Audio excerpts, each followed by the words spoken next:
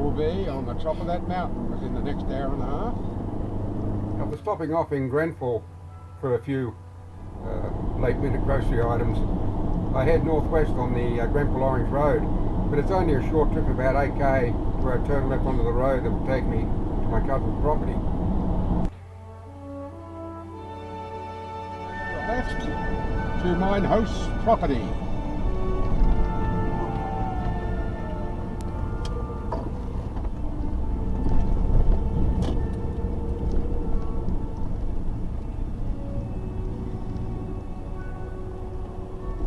And the gate is closed. Now I've got to get out and open the frigging gate.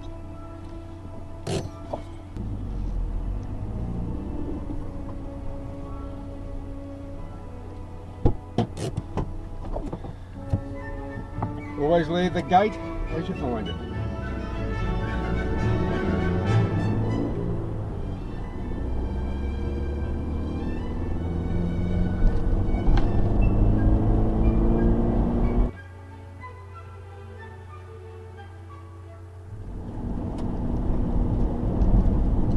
I like a long driveway.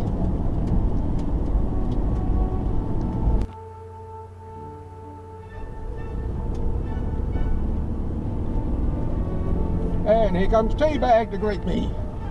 Hey Teabag, my friend. The paddock to the left belongs to my cousin, and he always plants oats,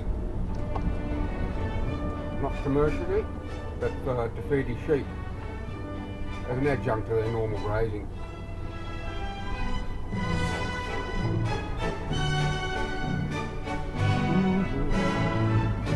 Anyhow, following hellos, handshakes and pleasantries, my cousin and his son mount the quad bike, set off, and I follow the leader.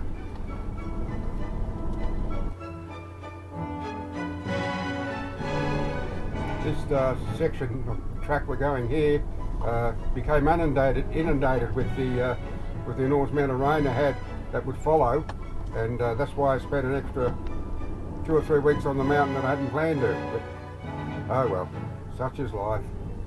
Didn't bother me in the slightest.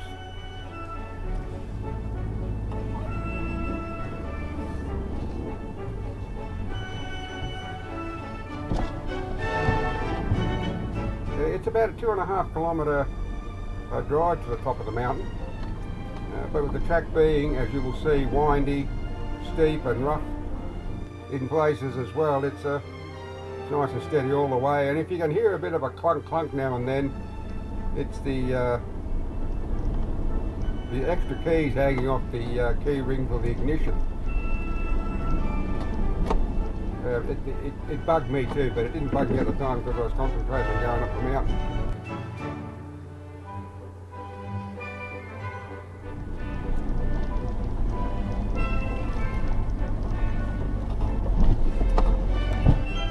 Now, when you look at this country here, you might think that, and you could be forgiven for thinking so, that it's only good for the granite that proliferates, the trees, scrub and native animals, but surprisingly, during the right season, there are an abundance of native grasses. In fact, my cousin is at present fencing off different areas of the mountain so he can put his small flock up there. He's got about 100 or so of sheep, and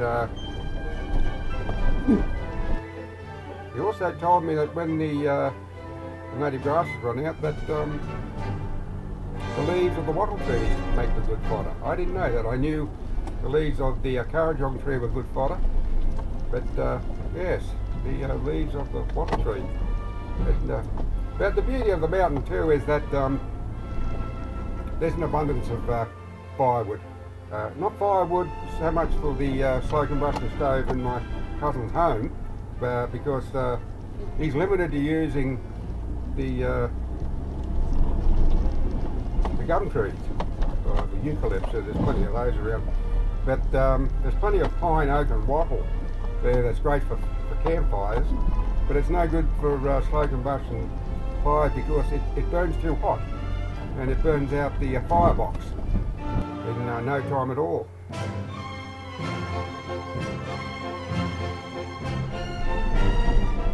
This section of rock here was once an Aboriginal meeting place. In fact, those stones that you can just see there to the left a part of Aboriginal ceremonial rock art.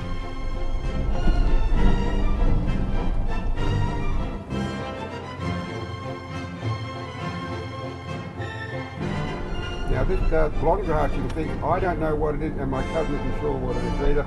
The sheep will eat it, but it evidently doesn't have much nourishment. So they virtually just have a bit of a nibble on it. But there are native grasses below that blonde grass. It looks good, plus, especially in the late afternoon. You get the sun on it. It's a very pleasant aspect.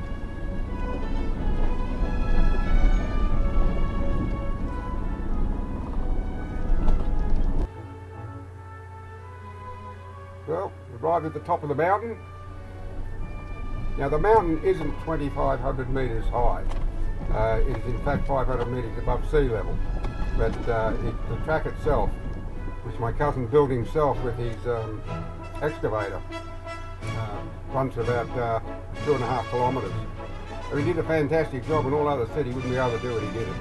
So that's what my cousin liked. Anyhow, after checking out a place to set up camp, I just manoeuvred the 4-wheel drive to that position, and not before time too, because the sun was beginning to set, and we're going to get busy setting up camp.